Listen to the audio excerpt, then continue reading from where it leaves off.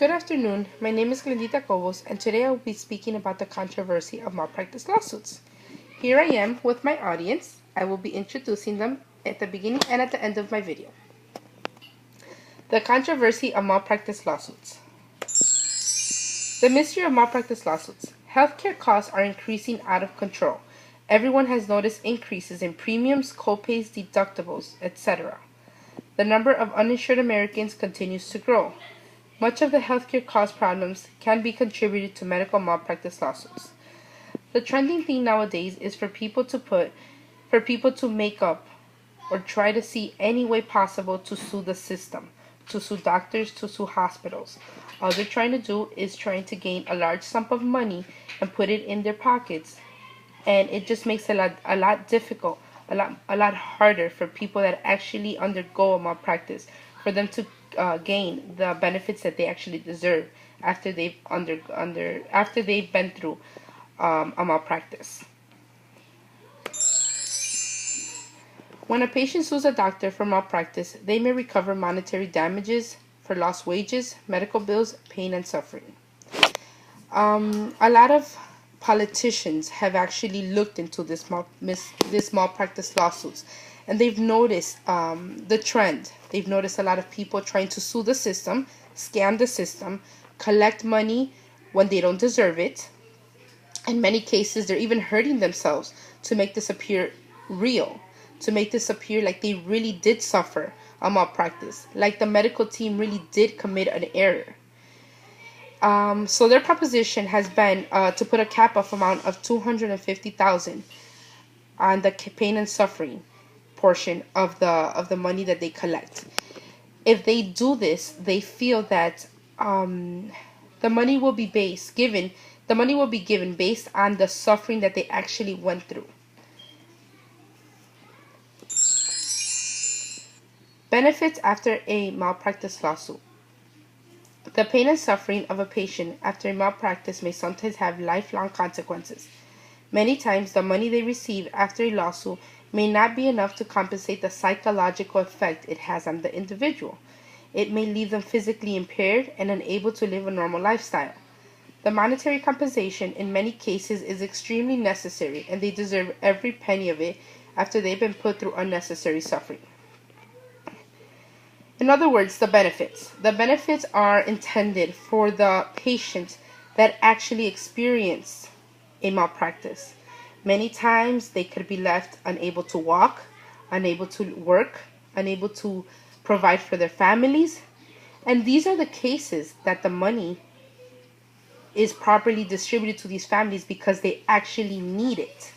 Not to people that did not actually suffer any type of medical malpractice, but yet they want to sue the system in order to collect a lump sum of money. Malpractice suits are good to keep healthcare professionals and hospitals on their toes. If the hospital has to pay a big payout amount, they feel threatened and they work on improving safety and quality. Then lawsuits provide an important regulatory function. Also, they give the patient a chance to rectify an error or an injustice.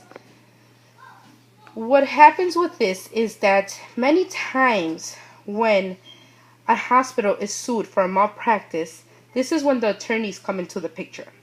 They go down to investigating the nurse, the transporter, the doctor, anesthesiologist, any type of person involved in the medical team. Their purpose here is to try to see where did the error occur. And what happens is that when these hospitals have to pay large amounts of money, this affects the hospital.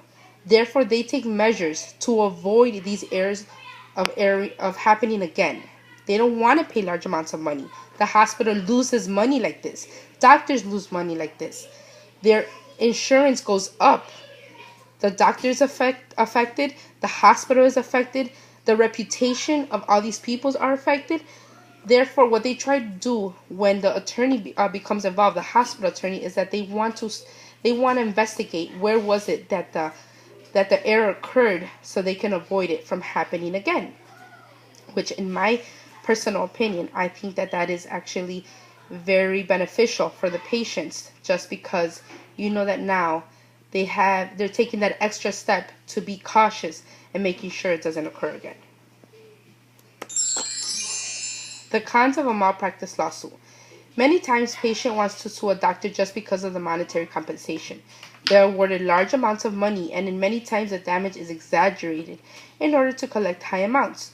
Fraud is the big question in many of these cases. Well, this is practically what I was mentioning before.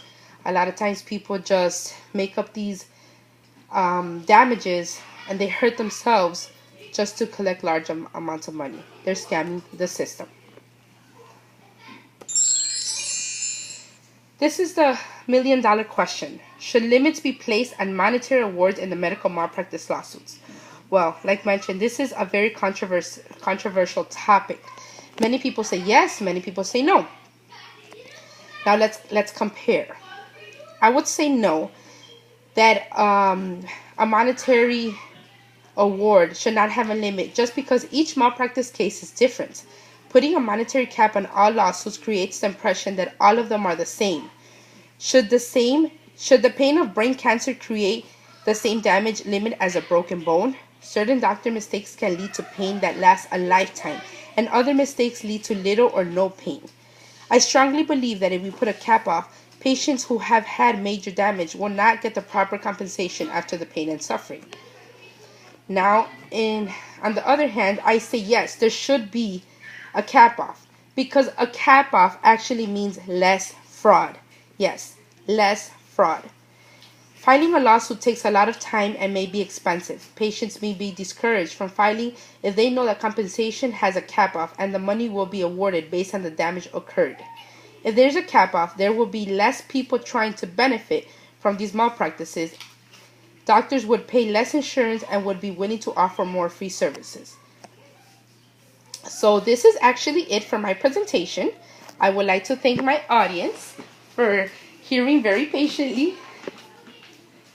And have a great day. Bye.